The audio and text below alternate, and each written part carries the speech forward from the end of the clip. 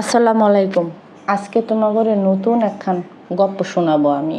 তো ধৈর্য ধরে সুন্দর লক্ষ্মী বাচ্চাদের মতো সবাই বসে পড়ো, সবাই দুষ্টামি, কেউ কোনো দুষ্টামি করবে না, ওকে? আজকে আমি যে কথাগুলো বলবো সেই কথাগুলো মনোযোগ দিয়ে একটু শোনার চেষ্টা করবা, তাহলেই তোমরা মানে কি বলে জানি, যোগ বিয়োগ ভাগগুণ পেয়ে যাবা। তো প্রথমে শুরু করি আমি। ওই যে আমার যে প্যাচাল অ্যাগেইন চ্যানেলটা, যেটার লিঙ্ক আমি আমার কমেন্ট সেকশনে পিন করে দিই, সেই চ্যানেলটাতে গিয়ে ইচ্ছা মতো দুমায়া সাবস্ক্রাইব করে দিবা, বুঝছো? তোমার ঘরে ভিডিও দিমু দফায় দফায়। তো যেহেতু এখন আমার পিছনে কুকুরের মতো সবাই মানে গ্যাং লাগছে, মুতুরির গ্যাং লাগছে, তো সেই ক্ষেত্রে তো আমি আমার আরেকটা চ্যানেল আছে, হেটাতে 17,000 সাবস্ক্রাইবার, হেটাতে দিয়ে তো মনে করো যে আল্লাহর নাম লইয়া যে দিয়ে দেওয়া শুরু করবো, তোমরা দুশ্চিন্তা করো না। তো এর মধ্যে তোমাদেরকে একটু জানাই রাখি, আমারে কিন্তু মিথিলার চাচাতো ভাই কমেন্ট করছে। শুধু এতটুকু একটু হিন্ট দিতে চাই যে মিথিলার বাপের নাম কি সোলাইমান না? মুতুরির চামচাগুলা, মুতুরির যা জিজ্ঞেস করিস তো যে মিথিলার বাপের নাম কি সোলাইমান কি না, এটা যা জিজ্ঞেস করি।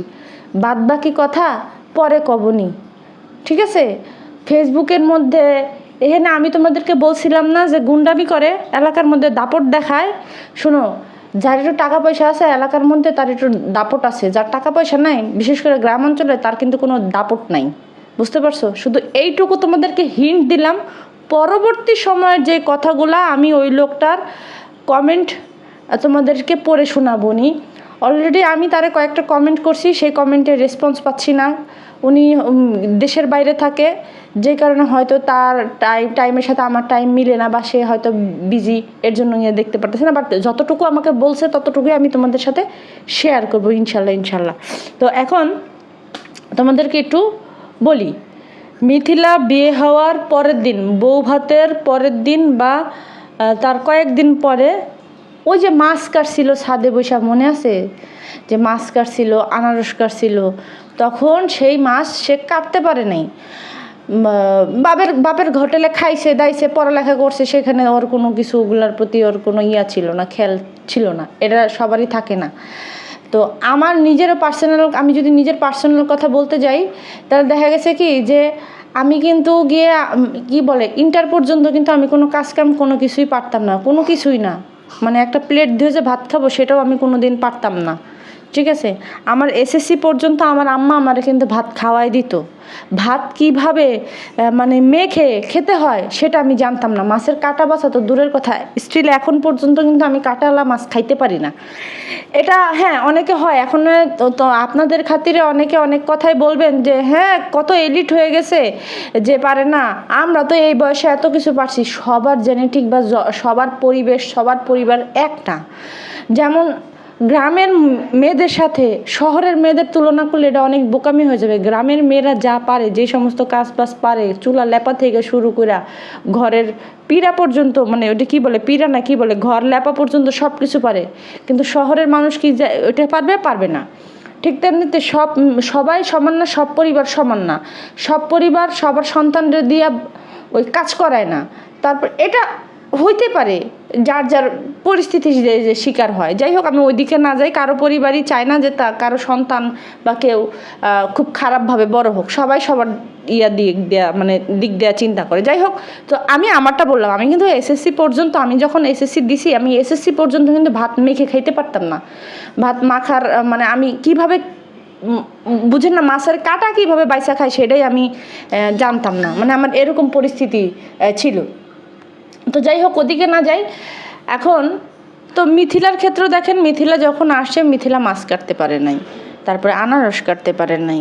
যখন এগুলো কাটতে পারে নাই, এই বিষয়গুলো নিয়েও কিন্তু মিথিলারে অনেকভাবে যেই কথা শাশুড়ি শিখাইব, সেই মানে যেই কথা শাশুড়ি শোনাবে, সেই কথার শোনায় কে শোনায়? দারোগা আছে না, একজন দারোগা, সে দারোগা শিখায়। সে তো দারোগা, সে 10 বছর মানে 10 বছর বাইরে পালছে। এখন ভাইয়ের বউর প্রতি তার একটা থাকবে না, অধিকার থাকবে না ভাইয়ের বউরে বিক্রি করার? তো ছলে বলে কৌশলে যেমনি করেই হোক ওরে দেখাইতেই হইতো। মাছ করতে বসে কাপড় ঠিক নাই, দেখাইতেছি, সমস্যা নেই। নিজের তো বুঝে নিত তার যেই অবস্থা, বুকটুকের যেই অবস্থা, সেগুলো নিয়ে তো ডুল করতে করতে জায়গা কি বলে, এনে সেনে যা বাড়ি খায়, ওইটা যাক। তো যাই হোক, এটা নিয়ে অনেক কথা শোনাইল। তো একদিনের ঘটনা বলি, সুজন ওর ঘড়িটা ওর বউরে দিছে। আচ্ছা, বিয়ের পরে স্বামী মানে স্বামীর জিনিসের প্রতি অধিকার কার থাকে? এটা বউয়েরই তো। ধরেন স্বামী একটা ফোন চালাইছে 6 মাস বা 1 বছর চালাইছে, তার একটা ভালো ফোন লাগে, সে কি করবে, ওই ফোনটা বউরে দিয়ে হয়তো গিয়ে সে নতুন একটা ফোন কিনবে। যেহেতু 1 বছর হয়েছে, 1 বছরের মধ্যে তো ফোনটার কোনো কিছু হয় নাই। এখন যদি বাহিরে বিক্রি করতে যায়, সেটা এমন দাম দিবে যে এই দামে মনে করেন যে পানিও গরম হবে না। ধরেন আমি একটা মোবাইল কিনছি 30,000 টাকা দিয়ে, এখন আমি যদি 6 মাস পরে সেটা বিক্রি করতে যাই, আমার 15,000 টাকা বা 20,000 টাকা পড়বে। তো সেক্ষেত্রে যদি আমার কোনো মানুষ জিনিসটা করে ব্যবহার করে, তাহলে সেটা ভালো না। আচ্ছা যাই হোক, 5 বছর পরে মোবাইল তো এমনিতেও থাকে না, অমনিতেও থাকে না, চালাক। তো যাই হোক, যেটা হইতেছে যে সুজন ওর যেই ঘড়িটা, সেই ঘড়িটা দিছিল মিথিলারে দিছে। এইটা নিয়া এই যে মুতুরির যে পোলাটা, মানে এই বড়টা, ও কিন্তু মুতুরির ক্যামেরাম্যান, এই পোলায় যা সিন ক্রিয়েট করলো ওইটুক ছেলে, ঠিক আছে, ওইটুক ছেলে যা সিন ক্রিয়েট করলো, যা বলার মতো না। আমার কথা হচ্ছে গিয়ে যেই সন্তানের এত কিছু থাকে, যার মা সারাদিন খালি ফুটানি করে, আমার কোনো কিছুর অভাব নাই, তার ছেলের স্বভাব চরিত্র খাইছো তো এরকম হবে কেন? আমাদের ফ্যামিলিতে কি সন্তানাদি নাই, পোলাপানাদি নাই?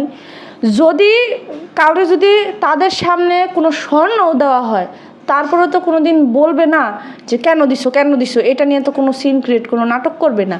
আর সেইখানে এগুলো তো ছোট্ট, আমার পরিবারের যেটি আছে এটি কুটিপাটি, আর সেইখানে এটা হইতেছে গিয়ে আদ্দামরা একটা পোলা, আদ্দামরা পোলা মায়ের সামনে বসা এই ধরনের সিন ক্রিয়েট করছে। হ্যাঁ, সেইখানে মার ভূমিকা কী ছিল? তো এরকম অনেক দফায় রফায় এই মহিলাটারে বা এই মেয়েটারে অপমান অপদস্থ করতো গেছে এই জিনিস। তো সব কিছু করে তারপরে যখন তোমার ভরবে না, ওই যে বলে না যে মিথিলার গাল ভরে না, আসলে মিথিলার গাল ভরে না, মুতুরির গাল ভরে না ভিউসের জন্য।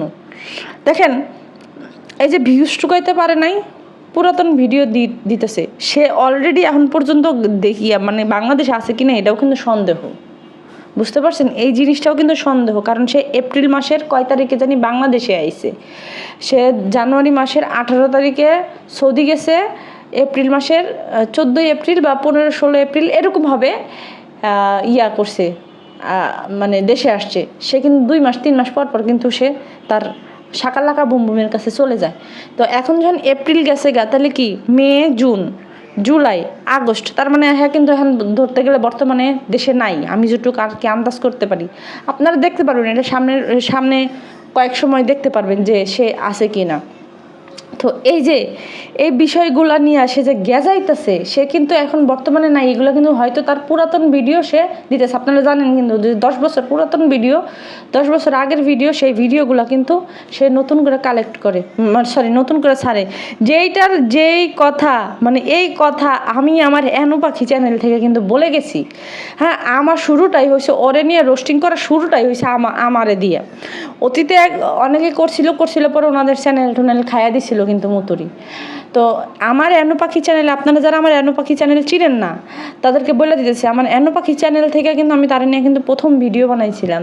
আর প্রথম কিন্তু আমি এই কথাই বলছিলাম যে দেখেন, সুজন যখন 11 মাস পরে, বিয়ের পরে 11 মাস পরে যখন বাংলাদেশে আসছিল, তখন কিন্তু আমি বলছিলাম যে এই ভিডিও বহুত আগের। আর ওরে একজনে কমেন্ট করছে, মুতুরির ওই ভিডিওগুলোর মধ্যে কমেন্ট করছে, কিরে তুই মিথ্যা কথা বলিস কেন, তোর এই ভিডিও আরও কয়েক মাস আগের। আর তোর ভাই, ওর দাদি মারা যাওয়ার 3 মাস পরে, না জানি 4 মাস পরে ওর ভাই দেশে আসছে, তাহলে সেখানে তুই মিথ্যা কথা কস কেন? এটা নিয়ে কিন্তু অনেক কমেন্ট করছে। এই যে যারা আজকের দিনে যারা আইসা আমারে বাজে কমেন্ট করেন, আপনারা কত দূর চিনেন? আপনারা কি জানেন? আপনারা শুধু উপরে থেকে ভিডিও দেখেন যে খুব ভালো একটা সুফি সাফি মানুষ, সেই সুফি সাফি মানুষ চাপা লড়াইলো, সেই চাপা শুনে আপনারা মানে অন্ধভক্ত হয়ে যান। আপনাদের অন্ধভক্ত আপনাদের কাছে। আপনারা যারা প্রভু মানবেন, সেই প্রভু যে আমার তারে মানতে হবে এমন তো কোনো কথা নাই। আমি তো নিজের কারো কাছে বর্গা দিয়ে আসি নাই ভাই, ঠিক আছে? আপনাদের পছন্দের মানুষে আপনারা চুম্মা চাটি দিয়া প্রভু মাইনা পূজা করেন, তাতে আমার কোনো কিছু না। বাট আমার এখানে আমি কি করব না করব সেটা নিয়ে আপনারা মাথা ঘামাইতে আইসেন না। আমি এই আজেরা চুলকানি পছন্দ করি না। আমি কিন্তু আমার কাছে কিন্তু অল টাইম মলম থাকে, আমি কিন্তু মলম মাইরা দিতে পারি। তো এই মতুরি হইতেছে এই জাতের মহিলা। হ্যাঁ, ইনি হচ্ছে এই মানে যেই কথা যেই জিনিস শাশুড়ি না কইব সেই কাজ সে করব, যেই জিনিস শাশুড়ি ভুল ধরার কথা সেই জিনিস সে ধরবে। সে বলে যে আমার ছোট ভাইরা ছোট ভাইরা আমি বিয়ে করে নাই, আমার ছোট ভাই 16 বছর বয়সে বিদেশ গেছে। 16 বছর বয়সে তুমি বিদেশ পাঠাইছো কেন? দেশের কোনো স্বার্থে পাঠাইছো? যে হ্যাঁ আমার ভাইরে বাংলাদেশের স্বার্থে, দেশের স্বার্থে আমার ভাইরে আমি উৎসর্গ করে দিছি। যেমন ওই মুগ্ধ, তারপরে গিয়া শহীদ মুগ্ধ হয়েছে যে, তারপরে গিয়ে যে আবু সাইদ, তারপরে গিয়া আরও যে যে যে জুলাই আন্দোলনে যে শহীদ হয়েছে, এরা নাইলে দেশের জন্য জীবন দিছে। তুমি তোমার ভাইরে 16 বছর বয়সে তুমি বিদেশ পাঠাইছো কেন? তুমি এদিকে 16 বছর তুমি করতেছো, কাগজে কলমে তো 18 বানাই দিছো। তাহলে সেইখানে তোমরা যদি জোর করে পাকায় তোমরা বিদেশ পাঠাই দাও, বিদেশ পাঠাই দিছো তোমাদের স্বার্থে, তোমাদের ফ্যামিলির স্বার্থে, তোমাদের ফ্যামিলিটাতে যাতে মানে টাইনা বড় করতে পারে, এর জন্য তোমরা পাঠিয়ে দিছো। এটা আহামরি কোনো কাজ না যে দেশের স্বার্থে পাঠিয়ে দিছে। আমার ভাইয়ের 16 বছর বয়সে পাঠিয়ে দিছে, আমার ভাই 16 বছর বয়স থেকে দেশের স্বার্থে কাজ করে যেতেছে। এটা জাহির করার মতো কোনো কিছু হয় নাই। দফায় দফায় নাটক তো আরও চলবে, এটা মানে কোনো কিছু হয় না, এই নাটক আরও চলবে। মনের মধ্যে তো শোনেন, মনের মধ্যে তো ধরেন যার, আমি আপনাদেরকে তো সবসময় একটা কথাই বলি যে দেখেন, যে মিলিয়ন মিলিয়ন ভিউজ পাইছে সে হঠাৎ করে ধরেন 1 লাখ 2 লাখ 3 লাখ ভিউজ হইতাছে। স্বাভাবিকভাবে আপনারা যারা ছোট ছোট আছেন, ইউটিউবাররা আছেন, সেই ইউটিউবাররা দেখবেন যে ধরেন আপনার 2000 সাবস্ক্রাইবার আছে, সেই 2000 সাবস্ক্রাইবারের মধ্যে আপনার 1000 2000 3000 এরকম ভিউজ হইলো। আবার নতুন একটা চ্যানেল খুললেন, সেই চ্যানেলের মধ্যে আপনার ধরেন একটা ভিউজও হইলো না, তখন কিন্তু আপনার মনের মধ্যে কিছু হইলেও খারাপ লাগবে, একটা মনের মধ্যেও কিন্তু ইফেক্ট করবে যে কি আমার এই চ্যানেলে ভিউসই হইতেছে না, যা এটা করবই না। কেন হইতেছে না? বা আপনার যেই 2000 সাবস্ক্রাইবারের চ্যানেলে আপনার ধরেন যে 1000 2000 ভিউজ হইতেছে, হঠাৎ করে দেখলেন 1000 2000 ভিউজও হইতেছে না, 400 500 এরকম ভিউজ হইতেছে, আপনার মনে কিন্তু আরও চরম আকারে ঠাডা পড়বে। তো তখন আপনি কি করবেন? আপনি কুত্তা পাগল হয়ে যাবেন যে কেমনে ভিউজ বাড়ামো, কেমনে ভিউজ বাড়ামো। কন্টেন্ট ক্রিয়েটাররা কিন্তু এটাই করে যে কেমনে ভিউজ বাড়ামো, কেমনে ভিউজ বাড়ামো। তো ওই যে ওইটার ইয়ার থেকেই আপার মাথায় প্যানিক উঠে গেছে যে আপার কিরে, যেখানে ভিউজ হয় 2 মিলিয়ন, হ্যাঁ 1 মিলিয়ন, যাই হোক কাছাকাছি হয়, যদি 1 মিলিয়ন নাও হয় তারপরেও কাছাকাছি হয়, কিন্তু এবার তো কোনো কিছু হইতেছে না। ঘটনা কি? ঘটনা কি? এবার তার আমি নাচতেও পারি নাই, আর ওই যে বোরকার ফাঁক ফুকর বাই করে আমি একটু কাউরে দেখাইতে পারি নাই, নাচতে নাচতে আমি ইয়াতেও যাইতে পারি নাই, কই জানি সৌদি কি জানি এয়ারপোর্টেও আইতে পারি নাই। তাহলে এখন আমার কী করা উচিত? তো ভাইয়ের বোর পুটকির মধ্যে আঙ্গুল দিই, কারণ ভাইয়ের বোর ইয়ার মধ্যে আঙ্গুল দিলেই তো হয়ে যায়। আপনাদেরকে আরেকটা কথা বলি, আপনাদের কি ইয়ার কথা মনে আছে? ওই যে বাংলাদেশি ব্লগার নূরের কথা মনে আছে? এই বাংলাদেশি ব্লগার নূরও কিন্তু হইতেছিল গিয়া সেম কোয়ালিটির। যখন ভিউজ পড়ে যাইতো তখন গিয়ে কিন্তু পোলার বোর্ডারে মানে আদর আস্তিক করে একটা করে ফেলাইতো, কিন্তু আদতে পোলার বোর্ডারে যেই অত্যাচার করছে সেগুলো তো মানে যারা আমরা সেই সময় ভিডিও দেখছি, তাদের ভিডিও দেখছি, এমনও হয়েছে যে খাবারের যে ব্লগগুলা করতো, হ্যাঁ ইটিং শুগুলা করতো, ইটিং শো না শু, তো ওই শুগুলার মধ্যে ওই যে খাবারের চ্যালেঞ্জ করতো পোলার বউ আর পোলারে দিয়া। তো ওই মহিলা বা ওই সাবা, মানে ওর নাম তো সাবা ছিল, তো ওই সাবা ধরেন ওর প্লেটে যতটুকু তরকারি বাইরে দিত, ওই অতটুকু তরকারি দিয়ে সে খাবার শেষ করতো। ও যদি এক্সট্রা তরকারি নিত হাত দিয়ে, হয়তো একটু ঝোল বা কোনো কিছু, বা একটা থাকে না যে আজকে মাংস দিয়ে খাইতেছি, আচ্ছা ঠিক আছে একটা হাড় নিয়ে চাবাই বা খাই, এরকম থাকে না, ওই মেয়ে নিজের মন মতো করে কিন্তু নিতে পারতো না। নিলেই ভিডিও শেষ হইলেই তুমুল ঝগড়া শুরু হইতো। কেন ঝগড়া শুরু হইতো? যে হ্যাঁ ভিডিও করার উসিলা দিয়ে বেশি খাইছে, এটা নিয়ে কিন্তু ছেলেটার সাথে তুমুল অনেক ঝগড়া হইতো। তো দিন শেষে কিন্তু সংসারটা টিকে না, যাক আল্লাহরে বাঁচাইছে, আল্লাহরে হেফাজত করছে, মানে ওইখান থেকে বাইচা গেছে গা। এখন যেখানে আছে বর্তমানে ভালো অবস্থা, মানে ভালোই আছে, সংসার করে ভালো আছে। ঠিক তেমনিতে এই যে এই নূরের মতো হইতেছে গিয়া এই মতুরি, বুঝতে পারছেন? যে ক্যামেরার সামনে দেখাইতে হবে খুব ভালো, আদতে ক্যামেরার পিছনে যে কি করে সেটা তো মনে করেন যে আকার ইঙ্গিতে বোঝা যায়। তাও নূরেরটা তো অতটা বোঝা যায় না, অতটা করা যায়, মানে কি বলে টেরও পাওয়া যায় না, কারণ ওইরকম খোঁচাখুচি কোনো কিছু করতো না, বেশি করতো না, হালকা পাতলা যদিও করতো সেটা মানে ধরার মতো ছিল না।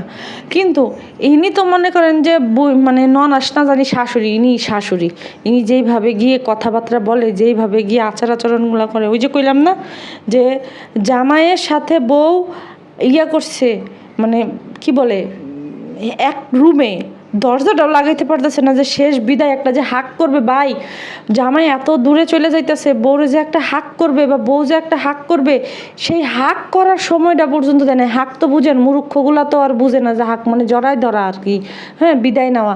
তো ওই যে কি জানি কুশল বিনিময় করা, শেষ কুশল বিনিময় করা, এই জিনিসটা যে মানে যারা বুঝে না, আমার মানে এমন আমার একটা কোচিং সেন্টার খুললা রাখা দরকার যে মূর্খগুলারে বোঝানোর জন্য। যাই হোক, তো শেষ মোমেন্টটা পর্যন্ত এদের ভালো কাটাইতে দেয় নাই, দিতে চায় নাই। মানে মথুরি, এক কথায় মথুরির স্বামী কাছে নাই, এর জন্য কোনো মহিলার স্বামী কাছে থাকলে এটা তার কাছে সহ্য হইতো না, বুঝতে পারছেন? এই হচ্ছে গিয়ে তার কর্মকাণ্ড। এরপরেও কইবেন একদল আইসা কইব কি, হ্যাঁ হ্যাঁ ভুল করছে, কি হ্যাঁ ভালো করছে, হ্যাঁ তো ভালোর জন্যই করছে। ভাই, স্বামী স্ত্রী দূরে রাখা এটা আবার কোন ভালোর মধ্যে পড়ে? স্বামী স্ত্রীরে দূরে রাখতে পারলে এটা আপনার আমার কোন ভালোর মধ্যে পড়ে?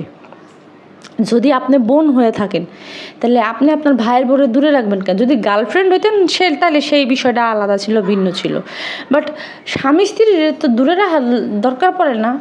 ও আচ্ছা আচ্ছা, মানে বউয়ের আগে বুইনেরে ভালোবাসা দিব ইলিগা, আর মারে ভালোবাসা দিব হিলিগা। যাই হোক, আজকের মতো এখানে বিদায় নিই।